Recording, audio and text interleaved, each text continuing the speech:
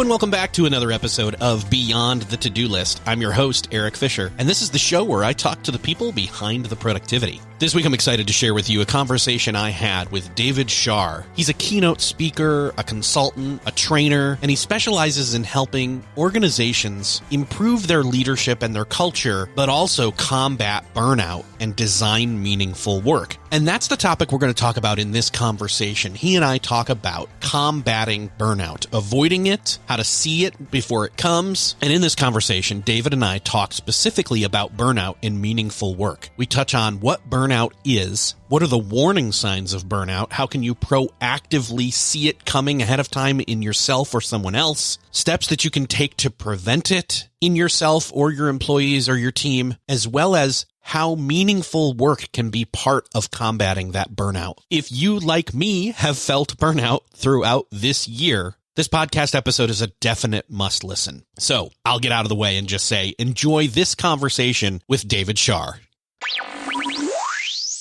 Well, this week, it is my privilege to welcome to the show David Shar. David, welcome to the show.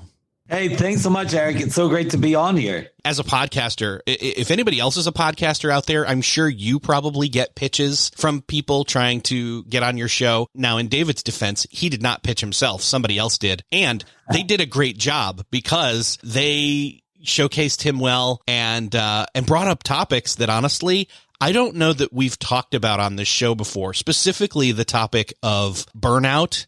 So this topic of burnout, I am curious, before we dive into it, I am curious, how did you get interested in this, area, in this kind, this line of work, in other words, career-wise? Because I know that's not the only thing you talk about. It's one of many, but that and, doing meaningful work, which I think probably fits in with combating burnout to a certain extent. How did you walk down this pathway? Yeah, so through ice cream, of course.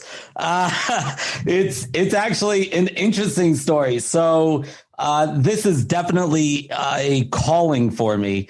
I started off in the ice cream business. I was a serial entrepreneur, and this opportunity to purchase an ice cream franchise, a small ice cream parlor in Baltimore City, arose. And so I love ice cream. This was a really cool place. So I thought, yeah, let's do this. Let's try this. What I wasn't anticipating was that the majority of the crew members, the staff that I would inherit from the previous owner, all came from the inner city of Baltimore. So if you're familiar with The Wire on HBO, I mean, that was very much the lives of some of these crew members.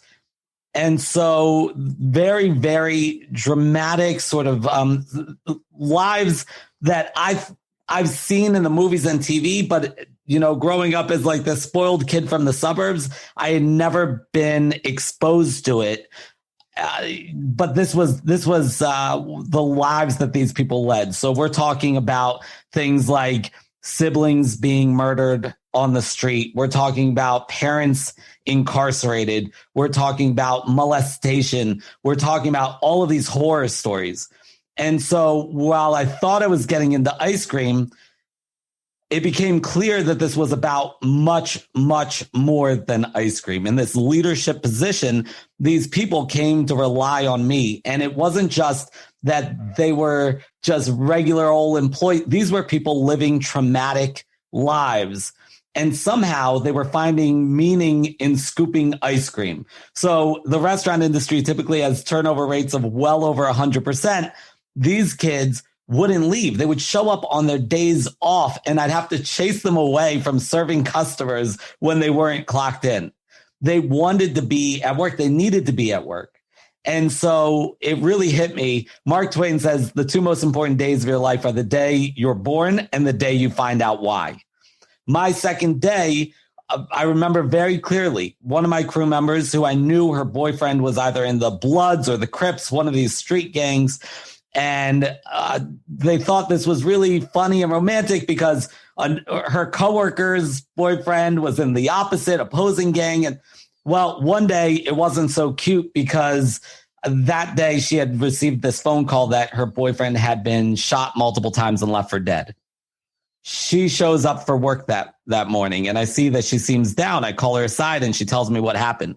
I try to chase her away from the store, like, go somewhere. And I told her I would pay her for the day, personally cover her shift, but nobody wants to be at work with that type of trauma going on in your life outside. And she refused to leave. And she said to me in that moment, she said, no, I need to be here. I can only be here. This is my happy place. Wow. And that led me to wonder why. What did I accidentally create here? Why is this her happy place? And yet I know people who, and I'm good friends with doctors and lawyers and nurses and teachers whose jobs are objectively meaningful, yet they dread going to work on Monday morning. And this young lady making minimum wage was finding meaning in scooping ice cream along with her coworkers. I needed to learn more, and that drove me toward traditional research and going back and getting my master's degree in industrial organizational psychology. And now, as an old and bald man, I am still pursuing academically my doctorate in business psychology, specifically studying this interaction between meaningful work and burnout. Wow. There's just such a juxtaposition between the girl that you were talking about who won't leave work and the people who have, again, those quote meaningful jobs that don't want to go. Like I said, there's just such a juxtaposition between those two positions as well as perspectives. Right. Yeah. And isn't it interesting that we find burnout most often in these occupations that we would say what we would call objectively meaningful? So teachers have enormous levels of burnout. And I'm talking about before 2020. 2020 is a whole nother story. But even before 2020, nurses, incredible levels of burnout. Social workers, incredible levels of burnout. Specifically, these occupations where they're going to work to help people, to change the world, to impact their clients, students, whatever, patients, whatever it is. Those are the professions where we see burnout in higher levels and more severe than anywhere else. Yeah, that's interesting. Well, so I want to ask, why is that? But first I want to say, okay, a lot of people use the word burnout. We kind of have our own definitions of what that means, but I'm curious, how do you define it? Because for me, it's either exaggerated in that same way that someone said when they're slightly hungry or emotionally, offset, where they say they're starving when they are not nearly needing nourishment whatsoever at that time. And so in that instance, they're calling it burnout. It was like, oh no, I'm just a little tired, or I need a nap or something like that. It's not extensive, but what's your definition? Yeah, it's funny you should say that. In my home, I have 5 children, and every time one of them makes the mistake of saying, I'm starving, you can just anticipate my wife jumping in with, oh, you're starving? But you're absolutely right. When it comes to burnout, what we call burnout is not always burnout. A lot of times people see that there's high turnover, disengagement, and these are hints to employers that maybe there's systemic burnout happening. Somebody feels really disattached from their work, and they get this feeling that they're burnt out.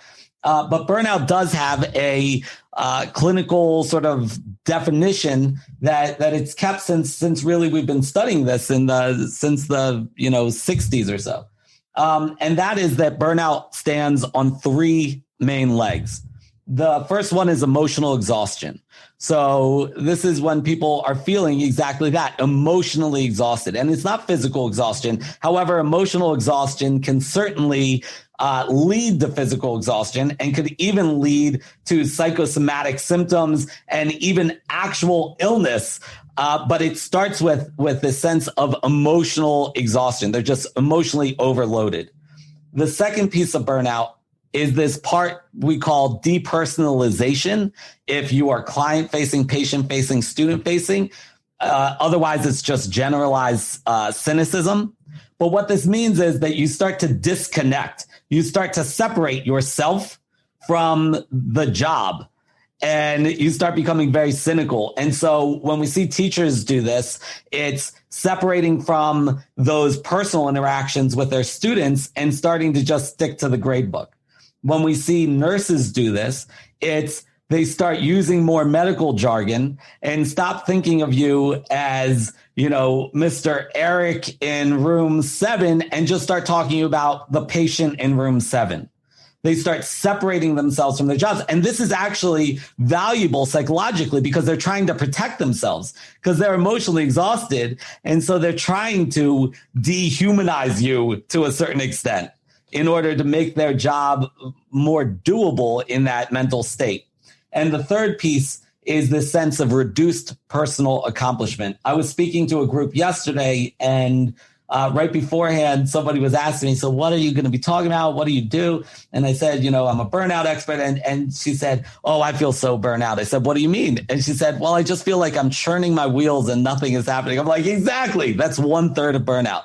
This reduced sense of personal accomplishment and this can be real or imagined.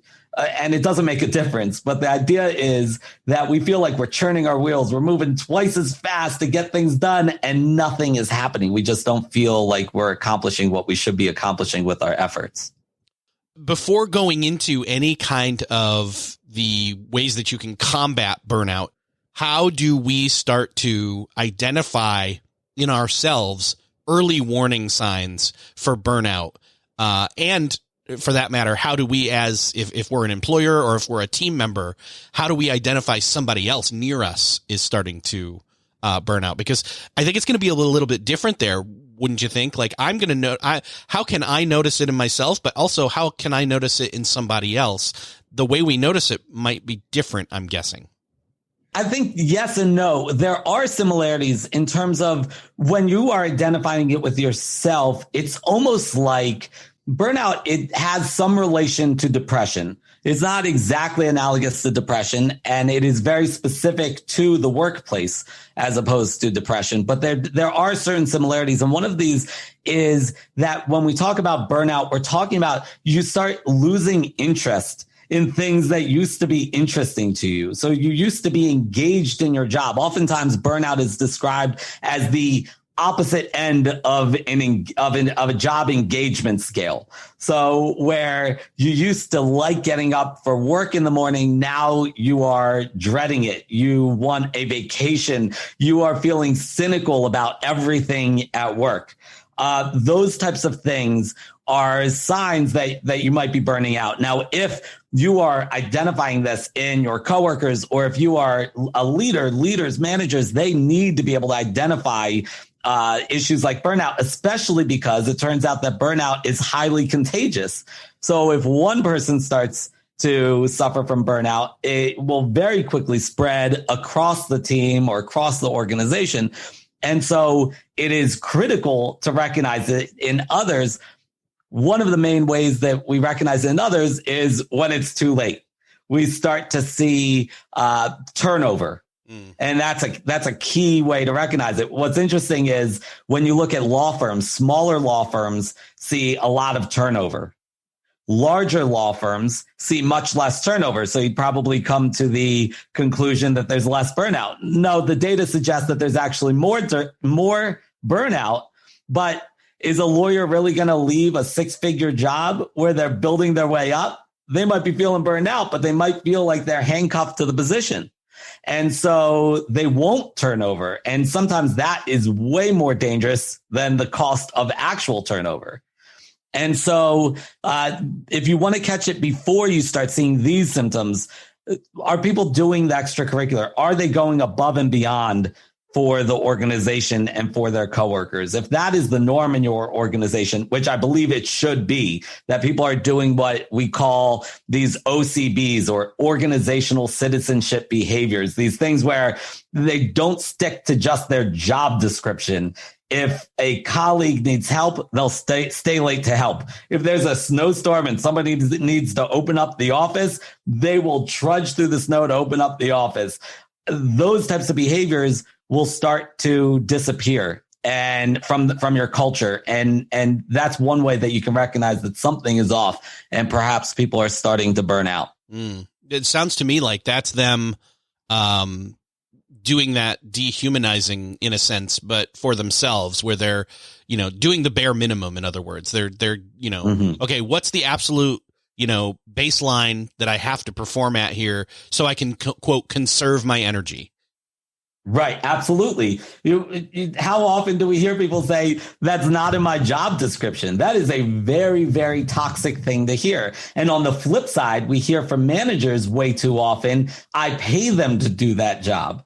And that is equally as toxic. And I say to leaders all the time, I say, you pay them to show up. Everything else is extra.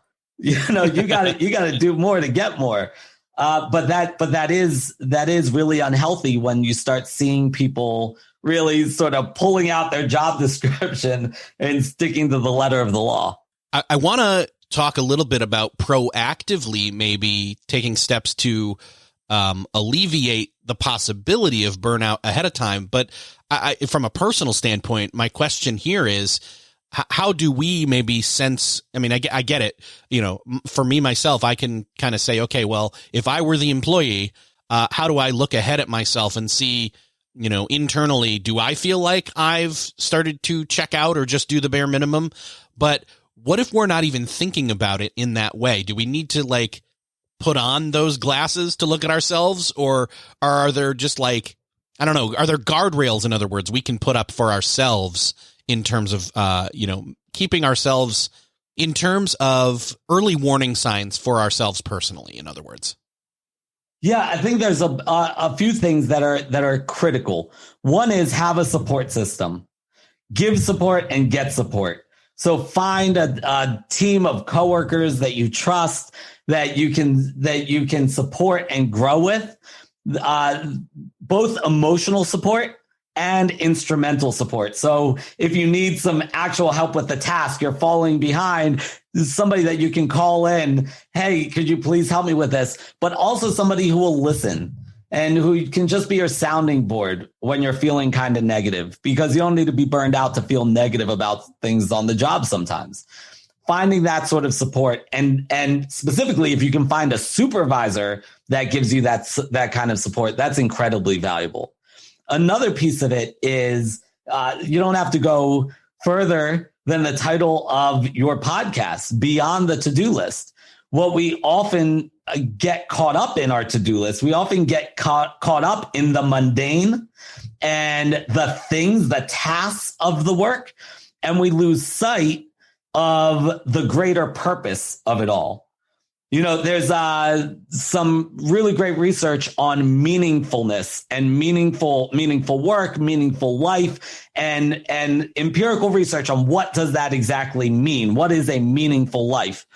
And one of the great models for meaningfulness has found that a meaningful life comes at the intersection of self and others. In other words, we want to be doing for others. And we know this, right? You want to do for others. A selfish life is an empty life. Well, it turns out that a life where all you're doing is giving to others and there's not self-care happening is also empty.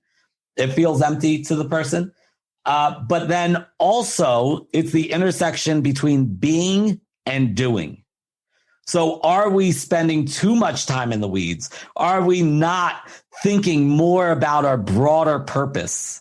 Are we not? I say 2020 has been all about Zoom and Zoom fatigue and this virtual connection.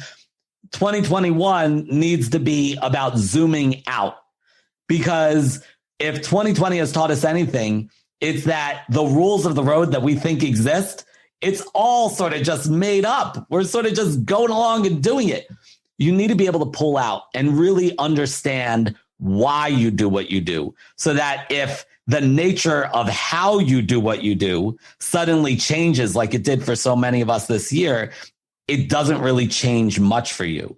If you know your why, you understand why you're doing what you do. So you don't want to get too bogged down in your to-do list. You want to really understand how it connects with your personal values, and of course, how those connect with the values of your organization. And so regular check-ins can go a long way in preventing burnout. And on the flip side, increasing engagement, not just in the work, but in your life. I was talking to a recent guest on the show, and they said something along the same lines, where they said one of the reasons that we end up with the feeling of monotony is because we've or lost sight or lost perspective on what it is that we are doing. In other words, we're not paying attention to what we're doing anymore. We're on autopilot. And I think that's another, maybe easy sign there to see is if you feel like everything's the same every day, then maybe you're not thinking about why you're doing those same things every day, because you decided to do them at some point or somebody told you to. But either way, you agreed to do it and there was a why there, and you've lost sight of your why and stopped paying attention. So now you're asleep at the wheel. Yes. And so many of us are asleep at the wheel. Automaticity, this concept of the things that go on autopilot. I say that we have the world's most primitive spam filter, that our brain recognizes the incoming stimuli and decides whether something is relevant enough or not to draw your attention to it consciously. So there's so much in our life that goes right past us that we literally do not see in any meaningful way. Like we are literally blind to it, except unconsciously. And this unconscious thinking makes up about 95% of our thinking. 95% of our thinking happens in automaticity, in this unconscious way. And so being able to train ourselves to recalibrate our spam filter is of huge value. And we can do this. So positive psychology, Martin Seligman is this genius of a guy who founded the line of positive psychology, the study of positive psychology. And within it, he talks a lot, and his colleagues talk a lot about ways to sort of recalibrate the spam filter, whether it's keeping a gratitude journal, or what I love is actually writing, like make a plan to write one thank you note a week. But write a thank you note to like your third grade teacher. Write a thank you note to your next door neighbor 3 houses ago that you never really told them how much they meant to you, or a mentor or something like that. And send these things out. What we know about the science of gratitude is that showing gratitude to somebody has great psychological benefits for the recipient, but it has even greater psychological benefits for the bearer of the gratitude, or the giver of the gratitude, rather. And so things like this, my family, we have a tradition called our favorite 3, where no matter where I am in the world, now it's usually from my office on Zoom, but even beforehand, I would dial in if I wasn't home, and wherever we are, we'll get together, me, my wife, and our kids will get together and go over our favorite 3 moments from the day. And that's because we are retraining our spam filters. My family is sort of split down the center between optimists and what my wife insists on calling realists. And so the realists need a little bit of help seeing the brighter sides of the day. And so taking this on really started to transform their way of looking at the world and looking at their work or school. By listing your 3 favorite moments of the day every night, what happens is the next day you're looking for those 3 moments, because you know that you're going to be held accountable to bring it to the group tonight. And so you keep looking for it, and then you keep recalling it. And so the next day you're a little bit more in tune and a little bit more in tune until you can't unsee all the great stuff in your life, even when things are tough, even in the midst of something like the year 2020. It's funny that you mentioned gratitude, because we've just here in the United States gone a couple weeks now past Thanksgiving. And that's really an exercise in gratitude. And, in all of, especially this year, when many of us were finding ourselves in different situations for that holiday than we are used to. smaller gatherings or just immediate gatherings of just, our households, starting new traditions where we're more thankful. We're not more thankful, starting new traditions where we are, exploring that thankfulness, that gratitude of what we have and that we're safe, and that does go a long way. In other words, I really appreciate you saying that. Yeah. It sounds to me like the finding the meaning in the work, the inherent meaning in it, or creating meaning even in a quote mundane job can also help with some of the burnout. But it also feels like it's not just about the meaning of the work, but it's also there's energy output in the work and stress related to the work that also contribute to burnout, if I'm not mistaken. Am I off base here? Yeah, no, we talk about demand. And when we're talking about emotional exhaustion, we're talking about demands. Increased demands will cause emotional exhaustion, which causes burnout. Well, that's a very simplified way of looking at it, because when you think of a bartender on a really busy night, right? You remember those times pre-COVID where bartenders had busy nights? So a bartender on a really busy night, doing the flair, flipping the drinks, serving like 15 customers at a time. In that moment, do you think that bartender is feeling burned out? Probably not. That bartender is probably feeling energized. Maybe they're hitting this idea of flow where time starts changing right in front of them. Time starts speeding up and slowing down simultaneously, right? Because that's what happens when we get busy. And when you ask people what burns them out, they don't say that it's more of the core work that they're there to do. What they identify are all the things, the barriers that stand in the way of them doing the work that they are there to do. So it's the bureaucracy. It's the interpersonal conflict. It's all of the things that block me from performing my why, from connecting with my why at work. And that I think is the big difference. So when we see people with high jobs with high demand, but where people have autonomy, decision authority, and they're connected with the work, you find that in those jobs, and people have like ultimate control over that demand, you find that those jobs become learning environments, that they're growth environments. It's only when you find that those levels of increased demand that you don't have control over and that seem to be standing in the way of you doing what you do, where we find that those are the high strain jobs. Those are the jobs that are going to lead to burnout. So if I'm hearing you right, I think one of the ways then that burnout is caused by is not through hard work or effort, or let's just say energy expended, because that can be exciting. It's when extra energy has to be exerted in order to just do what your regular job is because of the blocking. Exactly. So look at Corona right now, and with educators. You see that educators are suddenly, they need to impact their children, their students.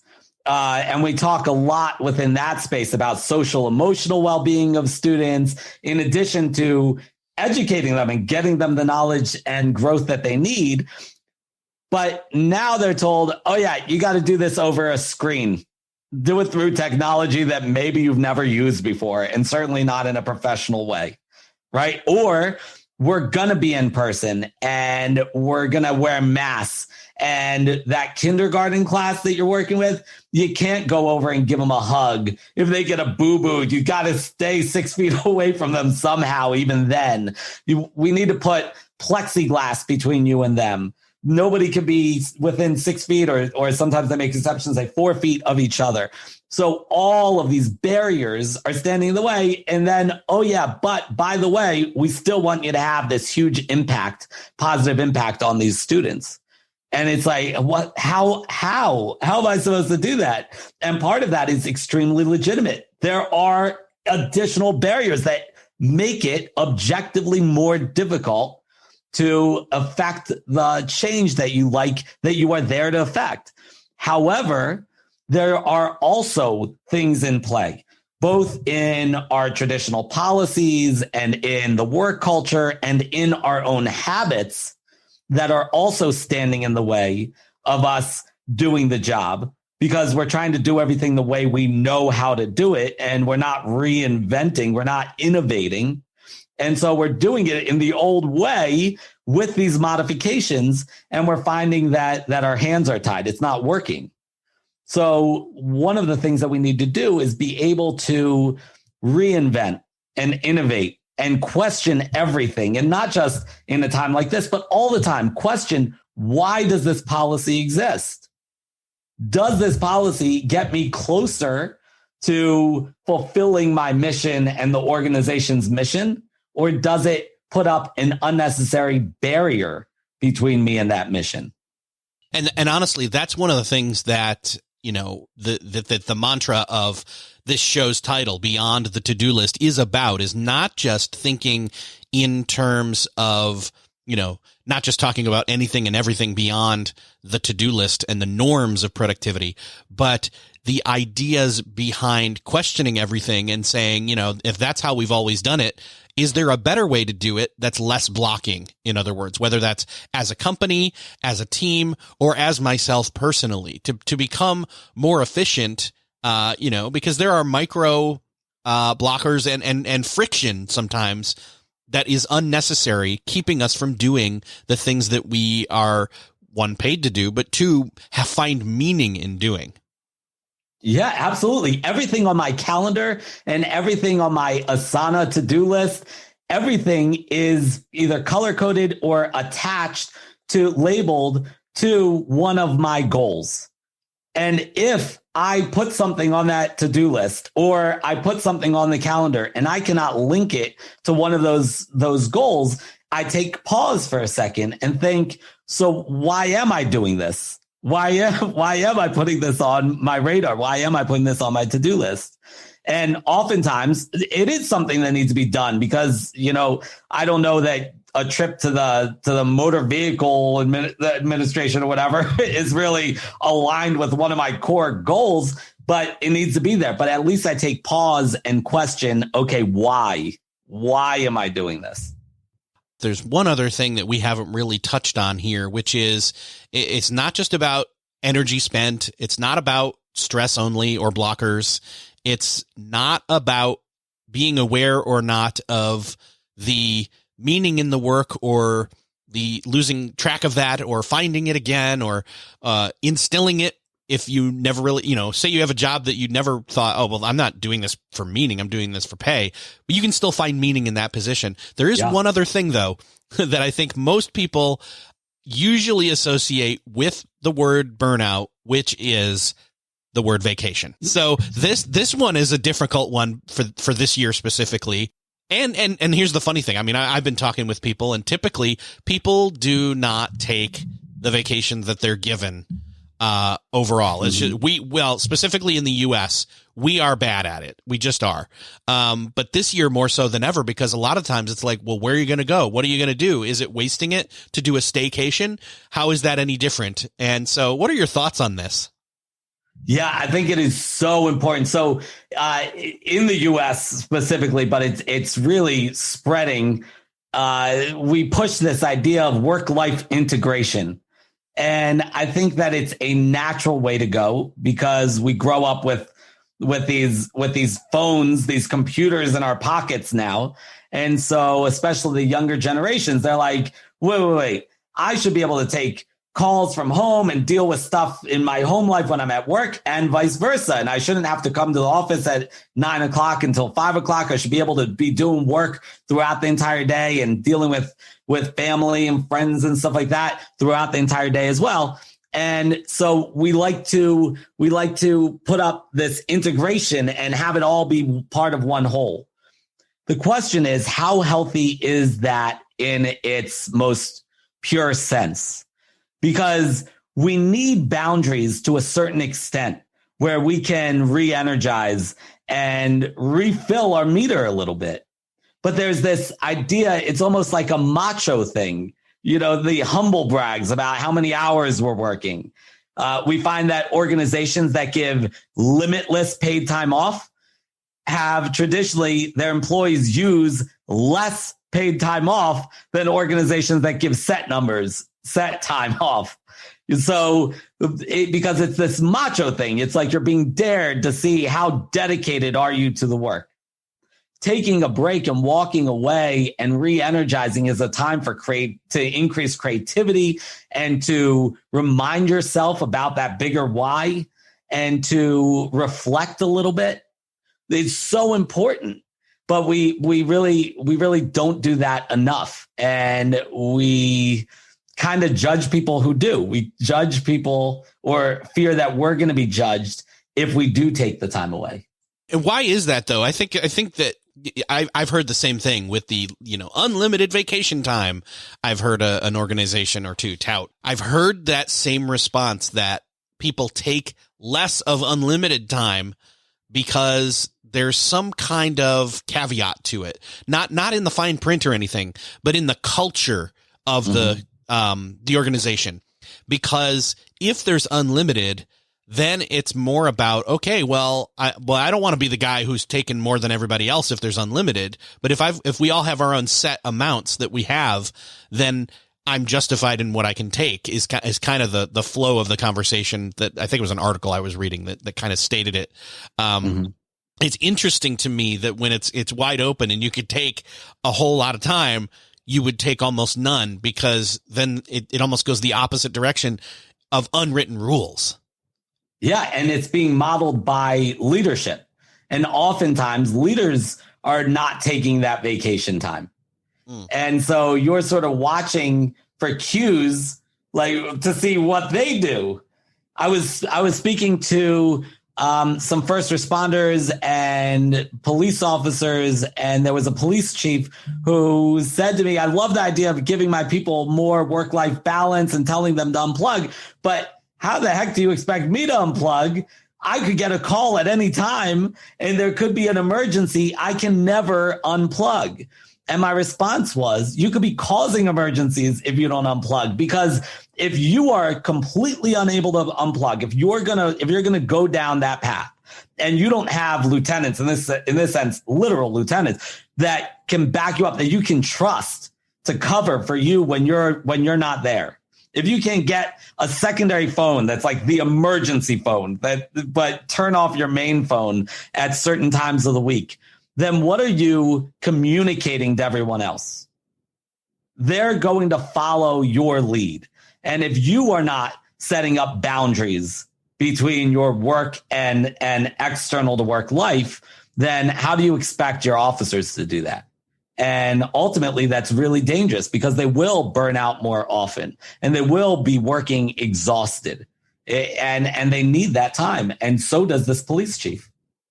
Let's do some helping, some prescribing. I mean, we're talking all around the awareness of it. What is burnout? How do we, identify it in ourselves? How do we notice it ahead of time? Not just in ourselves, but in our organizations, in our teammates, and, what are the causes of it? But I want to deal with, okay, say we've bordered into it. Like, how do we undo it? How do we, say it's too late, say we are burned out or someone we know is, how do we counteract that? Now, obviously what we were just talking about was vacation time, and that could really help. Maybe you just need to say, okay, you know what? No, I need to see how much time I have and then see what's realistic for me to take some as soon as possible. But other than that, what are some approaches here? Right. Unplugging in that moment is extremely important, but not always possible.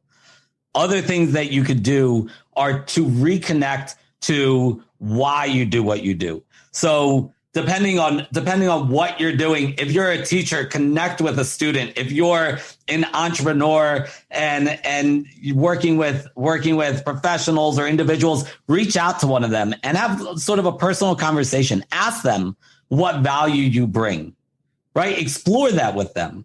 Find out what kind of impact you're actually having through your work. Reconnect with that instead of getting in the weeds some more and trying to just power through the work itself, the mundane sort of work. Reconnect with that deeper meaning by looking at the end result of the work that you're doing. I think that that's really, really important. And the other thing is to revisit your own values and the values of the organization and to make sure that those do align. People have asked me in the past, if I'm burned out or if I don't feel appreciated here, should I leave? And it was really interesting, actually. I was doing a keynote and afterwards somebody asked, and this was an internal in an organization, and somebody asked, if I don't feel appreciated here and they don't appreciate me anyway, should I leave? And the whole room sort of went silent. And I said, that should be the last thing you try for all people involved. For the organization, firing somebody should be the last thing you do. For the individual, quitting should be the last thing, because it's not like there's this concept that we need to find the perfect job, this meaningful work, this work that's out there where we're able to 100% of the day do everything that we love and are great at, and we're going to be engaged all the time. That's not, I haven't found that. I haven't found that job. But instead, are we really looking at the job the way we should? Your current job, are there things that you could be connecting with that you're not connecting with? Are there ways that you can job craft, which is this concept of changing the job, like working mostly inside the lines, sometimes going a little outside the lines of duty, but reworking the way you do your job and the way you visualize your job and making it something bigger. We find that those people are the big job crafters are the ones that are the most engaged, typically. The people who, so for instance, I was working in one of my very early jobs. I was working in a dog kennel. A long time ago, I thought I wanted to be a vet before I knew there was physics and chemistry involved in the process. So wanted to be a veterinarian. So I'm working my way up through these dog kennels through college. And I remember that I'm scooping up, like dog feces. And I'm doing this in the kennel right next to a coworker of mine. We're both doing the exact same work technically, but anybody who would walk by and look at my face and her face would know that we were doing completely different work. Because the way I saw my job was that I was creating this safer, cleaner environment for these dogs, a lot of who were suffering. They were at the vet's office and they were sick, and I knew what I was doing. And not only did I stop there, I didn't stop there. I also went to the vets and said, can I sit in on a surgery? Can I help in any other ways? While this person was literally just picking up poop for a living. We had the exact same job, but it was completely different. And so when we find ourselves going down that path of burnout, or where we're already very far down, it's time to reassess. Are we really interpreting our job in the right way? Are we looking at it in the right way? Are there things that we want to be doing within our organization that for whatever reason we just aren't right now? Is there something else that we can take on or something that we can change to make our job more meaningful? I think that's a great place to button up for now. But I think that there are some questions maybe then that we have to ask ourselves in terms of self-assessment or looking next to us and seeing, like you said, is that other person just shoveling poop, or are they doing something to change the environment? Or am I doing that? What is my perspective on what it is I'm doing? Because that's a huge deal in terms of a lot of the other pieces that we talked about in terms of causes and remedies for burnout. Absolutely. Oh, man, so good. I want to tell people how they can get in touch with you and learn more about what you're doing, David. So let's direct people to where they can find more about you. Yeah, so they can find me on my website, www.illuminatepmc, as in performance management consultants, illuminatepmc.com. I'm very active on LinkedIn. They can find me there, linkedin.com/in/David Shar. And if you'd like, I could send them a link to get my burnout proof culture model that they could see. I really start with selection through training and development, through social support, how you really create a burnout proof work environment, which is most appropriate for people within management, supervisory, leadership roles. But I can send you a link for that as well. That'd be awesome. Yeah, I'll put that up in the show notes. Thank you. Awesome. David, it's been great talking with you. I am hopeful that a lot of people will find benefit from this, but also hopeful that we'll get to talk again sometime in the near future. Sounds great. Thanks again, Eric. Well, that's another podcast. Cross off your podcast listening to-do list. I hope that you enjoyed this conversation with David Shar. I hope that you gained insight into burnout as well as meaningful work and designing that, as well as using that to avoid and proactively preempt burnout. As we're wrapping up this calendar year, I hope that you, like me, are taking steps to avoid burnout, recharge, and make this next year a bit better, because we sure do deserve it. If you know somebody else who needs to hear this conversation, would you do them and me the favor of sharing this episode? Just hit that share button on that podcast player app of choice where you're listening to this, or head on over to the show notes at beyondthetodolist.com, where you'll find all the other ways to share there. Thank you so much for sharing. Thanks for listening, and I'll see you next episode.